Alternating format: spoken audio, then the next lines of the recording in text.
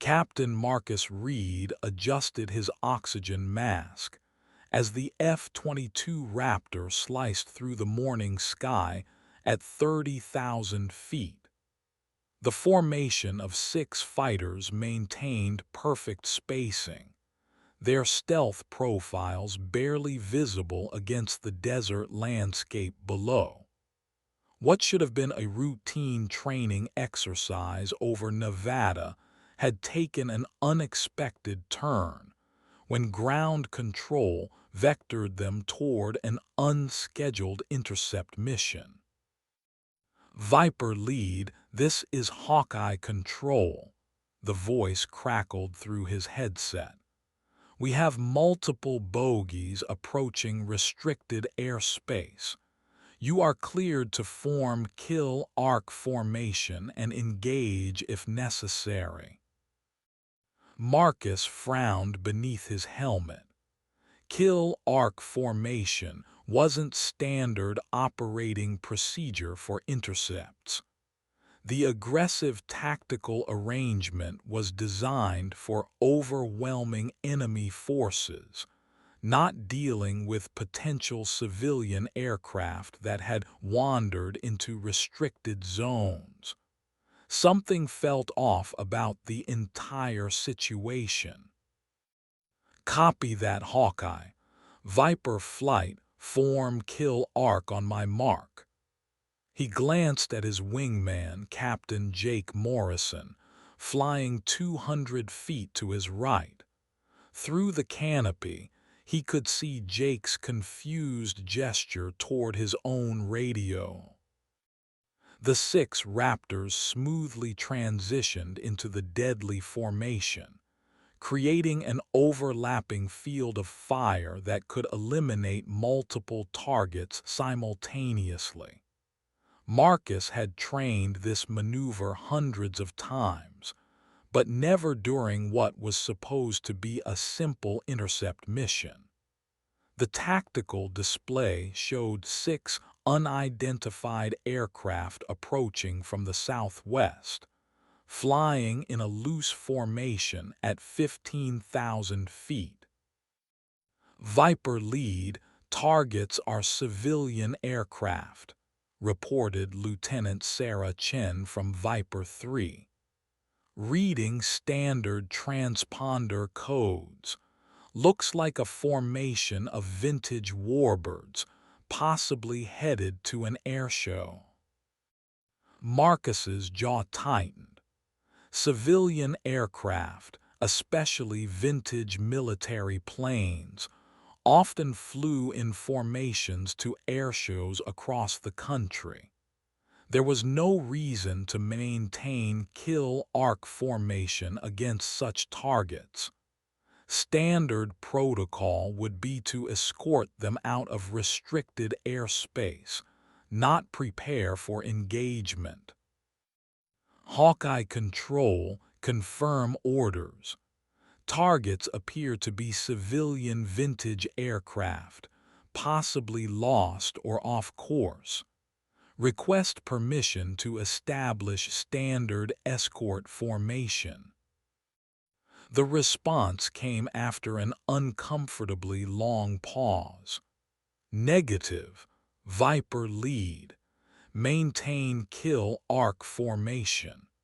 These aircraft have been flagged as potential security threats.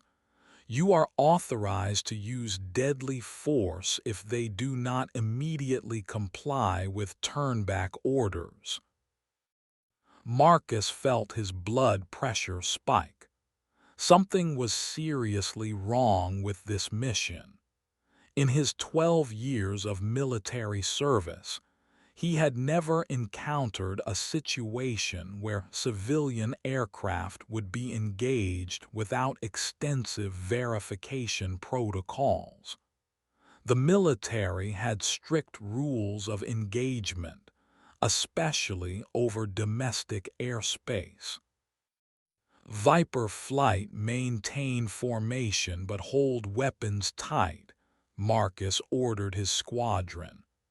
I repeat, weapons tight until further notice. His decision to override the engagement authorization could result in a court-martial, but his instincts were screaming that this entire situation was wrong. The vintage aircraft below them were clearly civilian, their flight path suggesting they were simply lost or had navigation issues.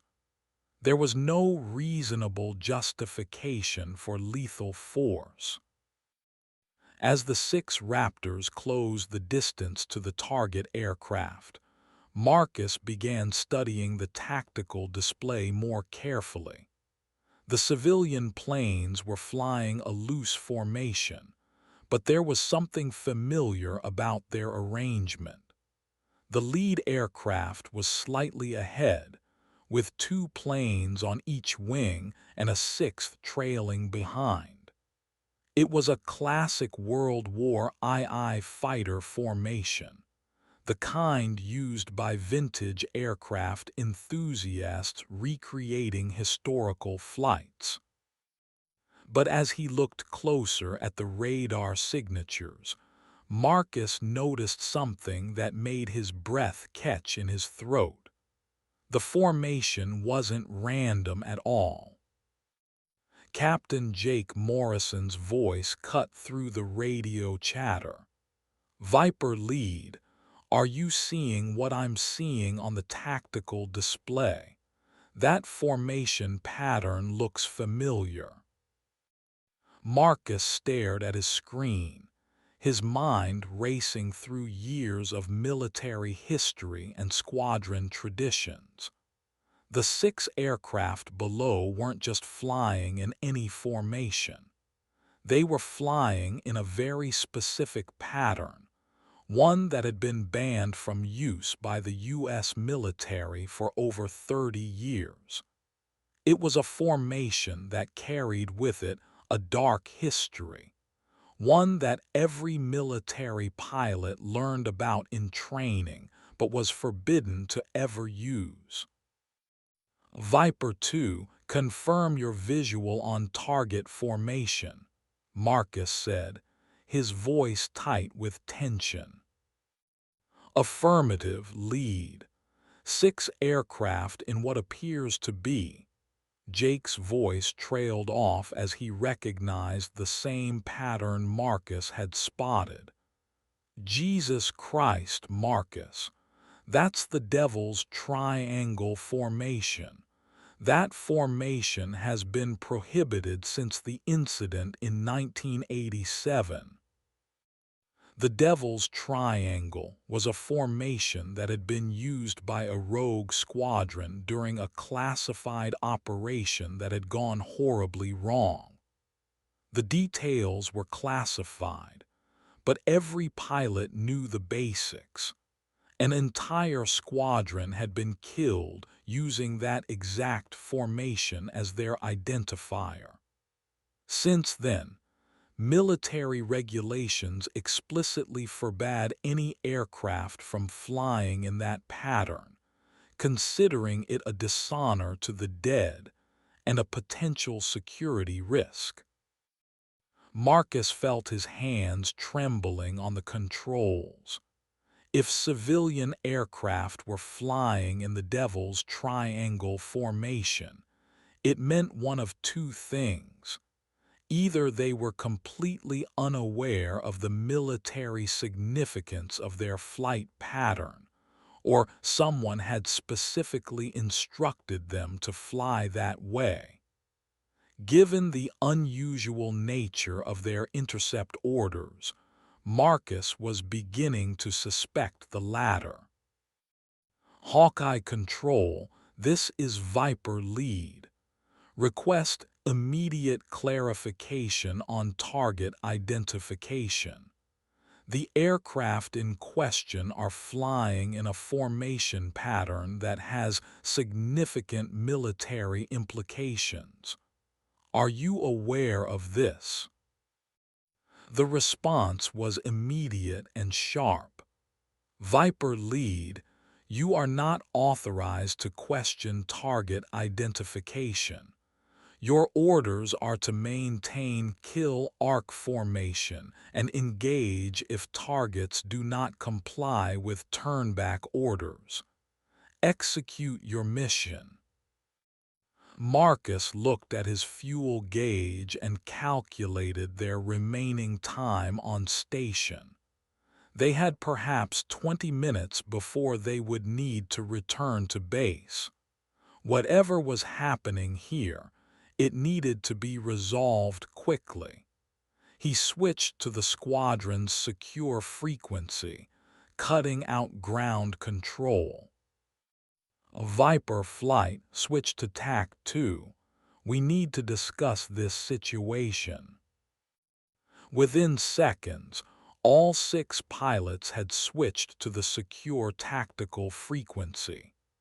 Marcus could hear the tension in everyone's breathing as they waited for him to speak. These were experienced pilots, men and women who had flown combat missions in Iraq and Afghanistan. They knew when something wasn't right. "All right, everyone listen carefully," Marcus began. "I think we're being set up.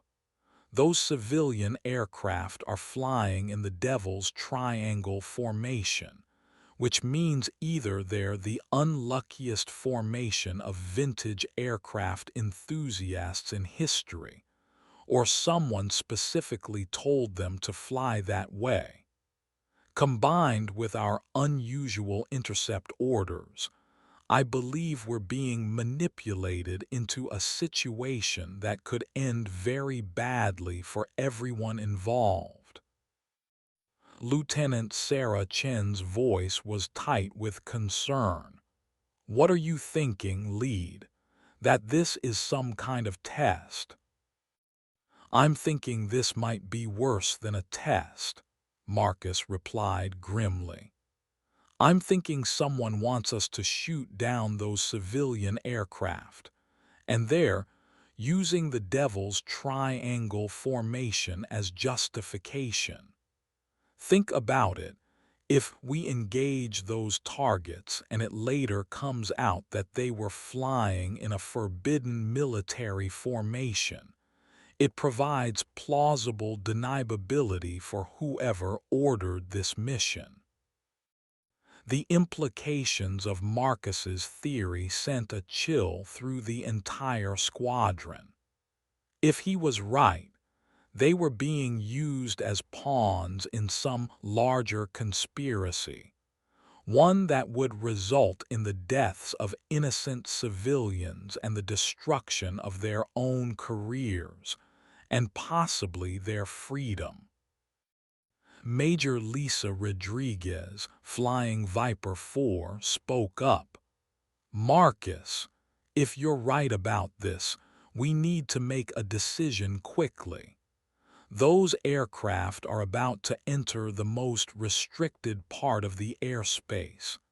If we don't act soon, ground control is going to start questioning why we haven't engaged." Marcus knew she was right. They were approaching a critical decision point. He could either follow orders and potentially participate in the murder of innocent civilians, or he could refuse and face the consequences of disobeying direct orders during a combat situation. Neither option was appealing, but the choice was clear. "Viper flight, I'm making a command decision. We are not engaging those aircraft until I have absolute confirmation that they pose a genuine threat to national security. I don't care what ground control says. If they want to court-martial me for refusing to murder civilians, so be it." The response from his squadron was immediate and unanimous. Every pilot voiced their agreement with Marcus's decision. They were military officers, sworn to protect American citizens, not to blindly follow orders that violated their oath and their conscience. Viper lead, this is Hawkeye control. Status report on target engagement. Marcus took a deep breath before responding. Hawkeye control, Viper lead. Targets have not yet violated airspace boundaries. Continuing to monitor and assess threat level. Viper lead, you are ordered to engage immediately. Targets are hostile and pose an immediate threat to national security. Negative Hawkeye. Targets are clearly civilian aircraft with no apparent hostile intent. Request verification through alternate channels before engagement. The radio went silent for nearly a minute. Marcus could imagine the frantic activity in whatever control center was managing this operation. His refusal to engage would be causing major problems for whoever was orchestrating this situation. Finally, a different voice came over the radio. Viper lead, this is Colonel Harrison, Tactical Operations Commander. You are ordered to engage targets immediately or face immediate court-martial for disobeying direct orders in a combat situation. Marcus recognized the name. Colonel Harrison was a career officer with a reputation for blind obedience to authority. If he was involved in this operation, it confirmed Marcus's suspicions that something was seriously wrong. Harrison had been implicated in several questionable operations over the years, but had always managed to avoid serious consequences due to his political connections. Colonel Harrison, this is Captain Reed. I respectfully request written confirmation of engagement orders and legal justification for use of deadly force against civilian aircraft in domestic airspace. The response was explosive. Captain Reed, you are in direct violation of lawful orders. Engage those targets immediately, or I will have you arrested for treason. Marcus felt his anger building. The threat of treason charges was absurd. Refusing to murder civilians was not treason. If anything, following these orders would be the treasonous act. He was about to respond when Lieutenant Chen's voice cut through the tension. Viper lead, I'm getting radio traffic from the target aircraft. They're transmitting on emergency frequency. Marcus immediately switched to the emergency frequency and heard the voice of an elderly man, clearly distressed. Mayday, Mayday. This is Warbird Formation Charlie requesting assistance. We are lost and low on fuel. Our GPS has malfunctioned, and we need immediate vector to nearest airport. We have 6 aircraft, all civilian vintage warbirds en route to the Confederate Air Force reunion in Arizona. The transmission confirmed everything Marcus had suspected. These were innocent civilian aircraft, lost and in potential distress.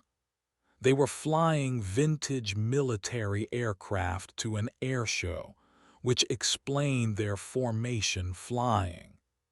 The fact that they happened to be in the Devil's Triangle formation was either an incredible coincidence or part of the setup. Marcus switched back to the tactical frequency. Viper flight, did everyone copy that transmission? The acknowledgments came quickly. Every pilot in the squadron had heard the civilian distress call. Any remaining doubt about the nature of their targets had been eliminated. Hawkeye Control, this is Viper Lead. Target aircraft have transmitted Mayday on emergency frequency. They are lost civilian aircraft requesting assistance. I am breaking formation to provide aid and escort to nearest suitable airport. Viper Lead, you are ordered to maintain formation and engage. Do not break formation. Marcus had heard enough. Hawkeye Control, I am declaring an emergency situation. 6 civilian aircraft are in distress and require immediate assistance. I am invoking emergency protocols and providing aid to aircraft in distress. He switched to the emergency frequency. Warbird Formation Charlie, this is U.S. Air Force Viper Lead. We are here to assist. Please state your fuel situation and intended destination. The relief in the elderly pilot's voice was palpable. Viper Lead, thank God. We have approximately 30 minutes of fuel remaining. We were trying to reach Davis-Monthan Air Force Base in Arizona but got turned around in the weather. Can you provide vector? Marcus quickly calculated distances and fuel consumption. Warbird Charlie, Davis-Monthan is too far with your fuel state. I'm going to escort you to Nellis Air Force Base, approximately 50 miles northeast of your current position. Follow my lead and maintain current altitude. As he banked his Raptor toward Nellis, Marcus heard Colonel Harrison's voice explode over the radio. Captain Reed, return to formation immediately. You are in violation of direct orders. Marcus ignored the colonel and focused on leading the civilian aircraft to safety. Behind him, the rest of Viper flight had also broken formation and were providing escort for the distressed aircraft. The sight of 6 F-22 Raptors shepherding 6 vintage warbirds toward safety was probably one of the most unusual formations in aviation history. 20 minutes later, all 6 civilian aircraft landed safely at Nellis Air Force Base. Marcus watched from his cockpit as the elderly pilots climbed out of their vintage aircraft, clearly shaken but grateful to be on the ground. He had made the right decision, regardless of the consequences he would face.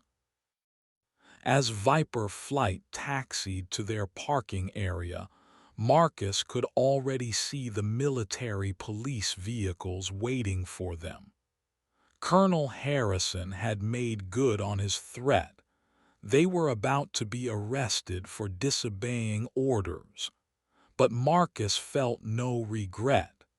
He had sworn an oath to protect American citizens, and that's exactly what he had done. The debriefing that followed was unlike anything Marcus had experienced in his military career. He and his entire squadron were separated and questioned individually for hours. The questions focused not on their decision to aid the civilian aircraft, but on their knowledge of the Devil's Triangle formation and its significance. It became clear that the forbidden formation was central to whatever had happened that day. The investigators seemed particularly interested in whether Marcus had recognized the formation before or after receiving the engagement orders.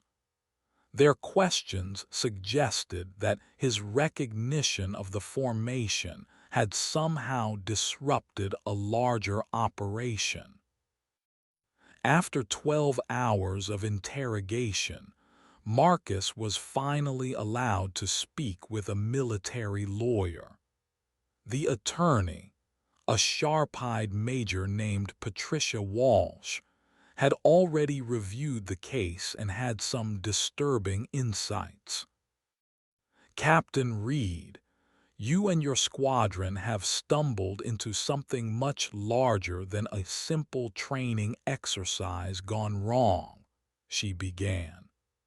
"The Devil's Triangle formation has been used as a signal in several covert operations over the past decade. Someone has been using civilian aircraft flying in that formation as cover for military operations." Marcus felt his blood run cold. "Are you saying those civilians were being used as unwitting participants in some kind of covert operation?" "That's exactly what I'm saying. And I believe the plan was for your squadron to shoot them down, eliminating any evidence of their involvement. Your refusal to engage has exposed what appears to be a significant intelligence operation." The implications were staggering. Someone within the military command structure had been using civilian aircraft as cover for covert operations, then eliminating them to maintain operational security. The elderly pilots flying to their airshow reunion had been marked for death simply because they had been instructed to fly in a specific formation. Major Walsh, who would have the authority to set up an operation like this? That's what we're trying to figure out. The orders for your intercept mission came through official channels, but the authorization codes don't match any legitimate operation in the system.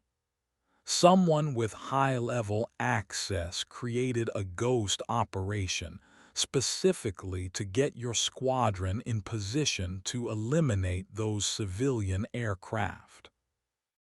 Marcus thought about Colonel Harrison's involvement and his threats of court-martial. What about Colonel Harrison? He seemed pretty invested in making sure we followed the engagement orders. Colonel Harrison claims he was simply relaying orders from higher up the chain of command, but we haven't been able to verify the source of those orders. The paper trail goes cold at the Pentagon level.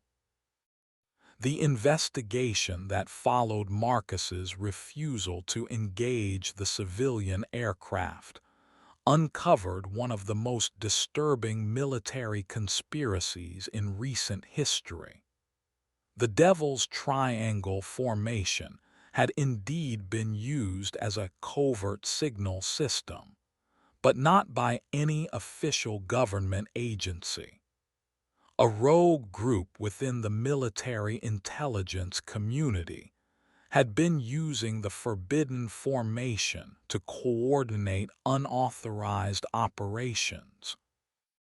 The group, calling itself the Forgotten Squadron, had been active for over a decade. They used civilian aircraft flying in the Devil's Triangle formation as mobile command posts for covert operations, then eliminated them to prevent exposure. The operations ranged from illegal arms deals to unauthorized surveillance missions against American citizens. Marcus's recognition of the formation and his refusal to engage had saved not only the lives of 6 innocent civilians, but had also exposed a conspiracy that reached into the highest levels of the military command structure.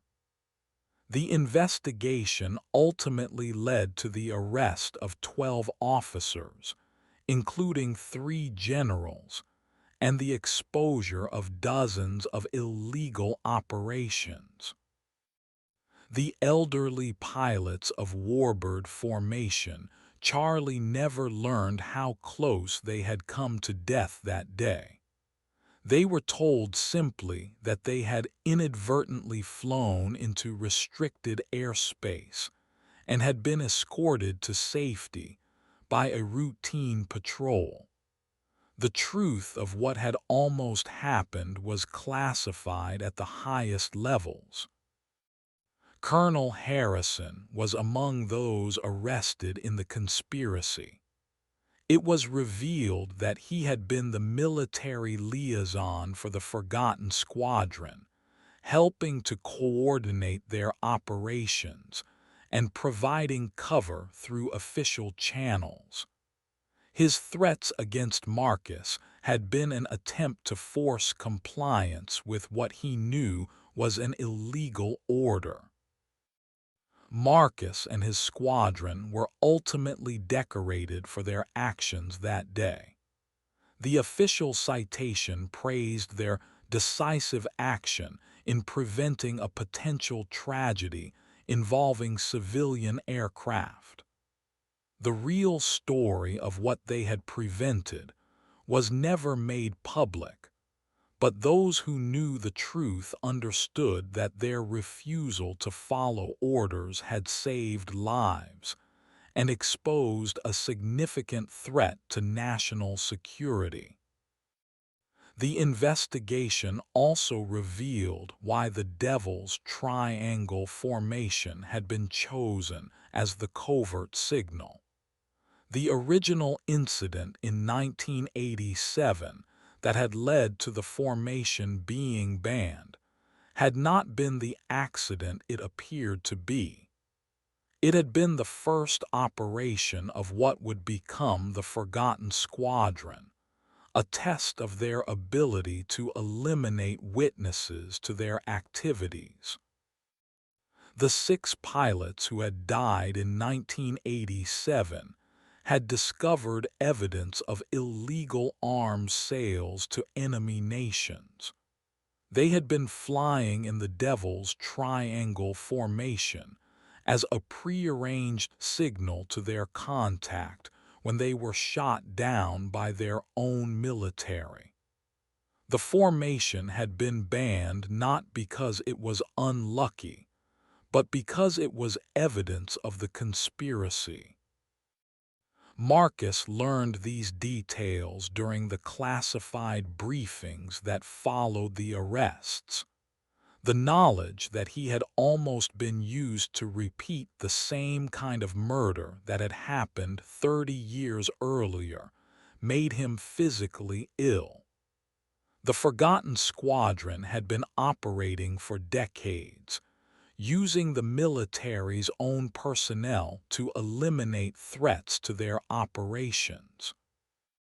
The civilian pilots who had been saved that day represented the end of the Forgotten Squadron's activities.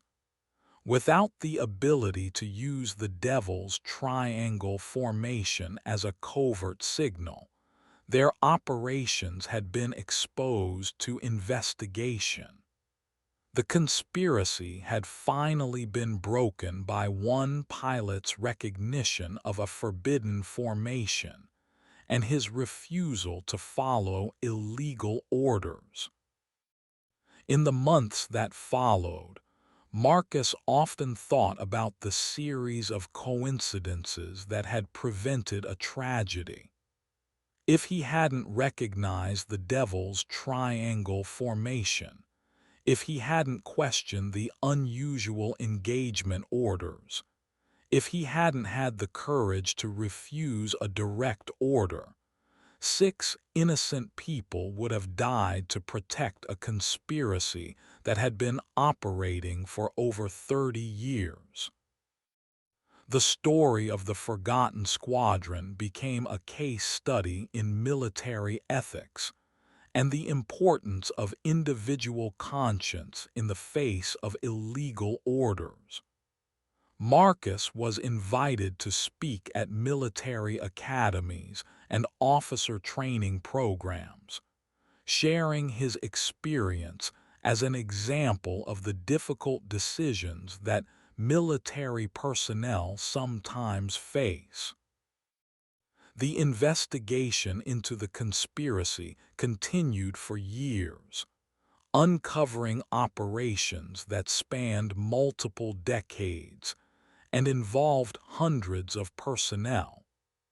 Many of the operations had been legitimate intelligence gathering, but the Forgotten Squadron had used their access to official channels to conduct their own agenda, often in direct violation of American law and military regulations. The civilian aircraft that had been used as unwitting participants in the conspiracy were tracked down and their pilots interviewed. Most had no idea that they had been used as cover for covert operations. They had simply been following flight plans and instructions provided by what they believed were legitimate air traffic control authorities. Marcus's decision to refuse the engagement order had consequences that extended far beyond that single day. It had exposed a conspiracy that had been operating within the military for decades, saved the lives of innocent civilians, and demonstrated the importance of individual conscience in the military command structure. Years later, when Marcus had retired from active duty and was working as a civilian flight instructor, he would sometimes tell his students about the importance of questioning orders that didn't make sense. He would explain that following orders was important, but that every military officer had a responsibility to refuse illegal orders, even when doing so might result in personal consequences. The story of the Raptors and the Devil's Triangle formation became a legend within the military aviation community. It was a reminder that sometimes the most important decisions are the ones that require the courage to say no, even when facing court-martial or worse. Marcus Reed had made that choice, and in doing so, had saved lives and exposed a conspiracy that threatened the integrity of the military itself. The forbidden formation that had once been used as a symbol of conspiracy and murder had been transformed into a symbol of conscience and courage. The Devil's Triangle would never again be used to coordinate covert operations, but the story of its recognition and the refusal to follow illegal orders would continue to inspire military personnel for generations to come. Marcus often wondered what would have happened if he hadn't recognized the formation that day. The thought of 6 innocent civilians dying because he had followed orders without question haunted him. But he also took comfort in knowing that when faced with the most difficult decision of his career, he had chosen to protect innocent lives rather than follow orders that violated his conscience and his oath. The investigation into the Forgotten Squadron continued to uncover new details about their operations for years after the initial arrests. The scope of their activities was staggering, involving operations on multiple continents and affecting hundreds of innocent people. The conspiracy had been far more extensive than anyone had initially realized. Marcus's refusal to engage the civilian aircraft had been the first crack in the conspiracy's armor. His recognition of the Devil's Triangle formation and his decision to question the engagement orders had started a chain of events that would ultimately expose the entire network. The elderly pilots flying to their airshow reunion had unknowingly been the key to bringing down a conspiracy that had operated with impunity for over 30 years. The story became a testament to the importance of individual courage in the face of institutional pressure. Marcus Reed had been willing to risk his career and his freedom to protect innocent lives, and that decision had far-reaching consequences that probably saved many more lives in the years that followed. Today, the Devil's Triangle formation remains banned from use by the U.S. military. But the story of its recognition and the courage shown by one pilot and his squadron serves as a reminder that sometimes the most important orders are the ones that should never be followed. The Forbidden Seal had been broken not by its use, but by the recognition of its significance and the courage to refuse to participate in its deadly purpose.